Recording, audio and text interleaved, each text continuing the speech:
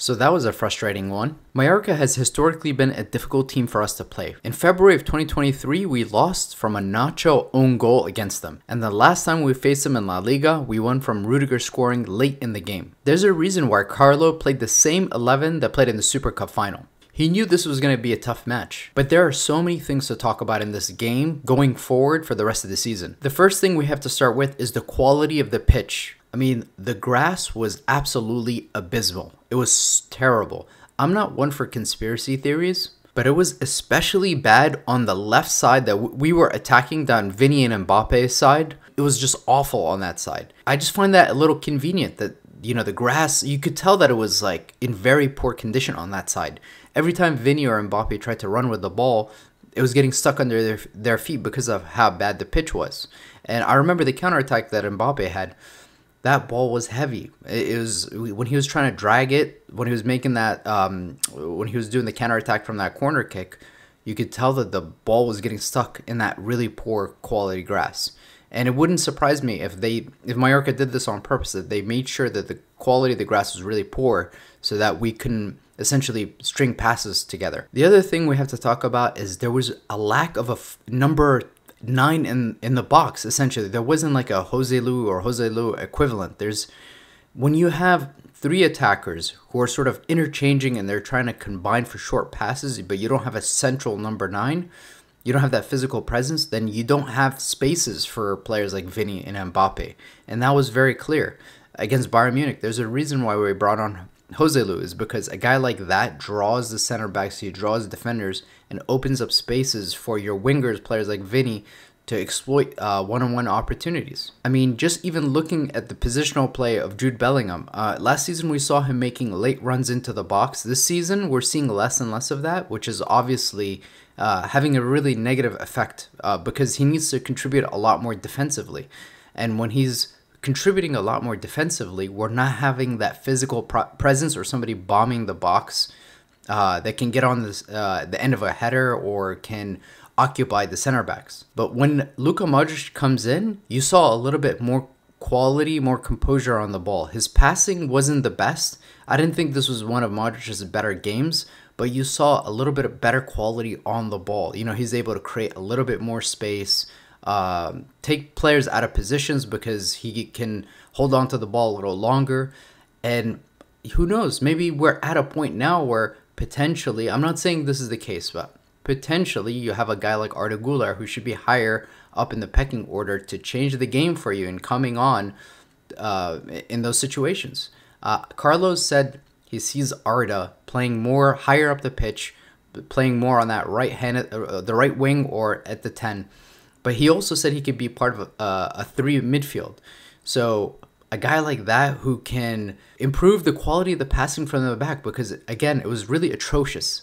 Valverde lost the ball so many times. He overhit the ball so many times. I genuinely don't know what is happening with the ball distribution this season.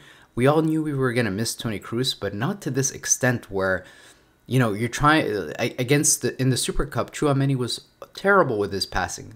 Yesterday, he was a little bit better. Federico Valverde overhit the ball so many times, and it was so many times against Mallorca. We were just one pass away from being able to get into a really dangerous place to score or to have a really threatening opportunity. The other thing that is also important to talk about is the substitutions. You know, one of my concerns was when you have a team of Mbappe, Jude, Rudiger, and Bellingham, you essentially have guys who are almost undroppable. So by the 60th minute, when you saw Bellingham had run himself into the ground, because in the first half, he was a lot more fresh.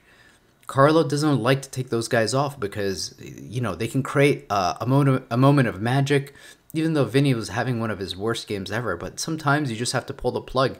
You have guys like Brahim Diaz, Arda Güler, you have guys like Lucas Vazquez. I mean, Carvajal was on dead on his legs, essentially. You can't be afraid to make those substitutions because I understand Carlo, in his mind, he's thinking, you don't take difference makers out. And I understand that. I totally get it. A guy like Vini, he might mess up 9 times, but all it takes is one time for him to get past 1 or 2 defenders and create something magical. But it was obvious it wasn't their night. And especially for a guy like Bellingham, who's on his last legs, he was just exhausted. In that case, a guy like Bellingham, exhausted, you take him off sooner, in my opinion. It's easy to play Monday night quarterback for me to say all this stuff now, but that was pretty evident in the game. And quickly touching on the 4-3-3 system. The concern is last season, we didn't have a potent number 9 or a goal scorer, essentially. But we were a lot less predictable in the way you set up against Real Madrid because you had Vinny sometimes playing centrally in the first half, and then the second half he's playing on the wing. You had Jude making lay runs into the box. But now we have a more conventional system.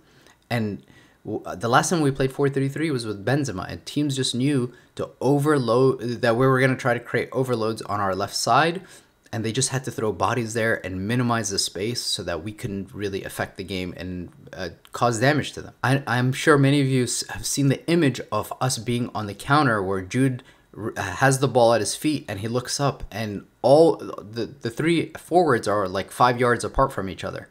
I understand what the thought process was by Carlo Ancelotti in that, because the first goal essentially comes for something very similar to that. Again, it's just, my concern is that this has become too predictable, and the scouting reports from the opposition, they're going to have a playbook and it's going to be very clear what it needs to be done to stop Real Madrid. And then one of the last things I want to talk about is the set pieces. Last season, we went through a long stretch where we had not conceded a goal from set pieces, and we scored a lot of decisive goals from set pieces last season. So it was a big part of our success.